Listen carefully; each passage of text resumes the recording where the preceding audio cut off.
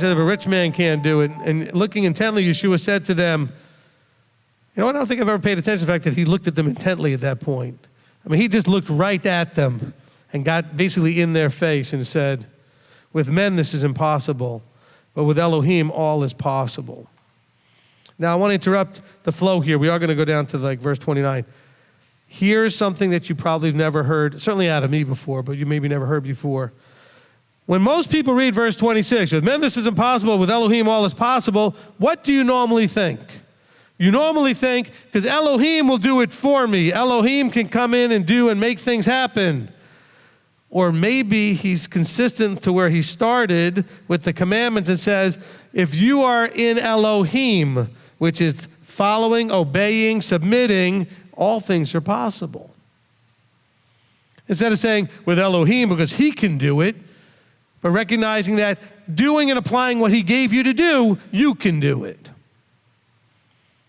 But the thing is, you're trying to do it without Elohim. You don't want to follow his commandments. You don't want to submit to his instructions. You don't want to keep the covenant of he speaks, you do. So he's saying, oh, well, yeah, no, it is tough. As long as you keep doing what you want, your way, when you want, how you want, and not do it his way, when he wants, how he wants. No, that's going to be a problem. It's impossible. But if you're going to do it his way, with men, this is impossible. Doing it your way, men, trying to figure it out your way. But with Elohim, all is possible. What did he tell them in the covenant at Exodus? He said, in the covenant, he said, if you will do these things, all the other things will be possible. It'll be possible for a few to chase away thousands. It'll be possible to have no fertility issues with you or your animals and your flocks, and your crops will just produce to abundance, and you won't have any droughts. And that's not normally possible. But it comes under the submission to covenant. And so look at that verse maybe a little bit differently. Because Christianity would like you to just think this is part of the, you don't have to worry about it, he's going to do it all for you. Just believe him and in him and let him do it all. I don't think that's consistent to the context of, good teacher, what do I need to do? And he tells them, well, you need to guard the commands. Because guarding the commands makes all things possible. Follow the flow correctly.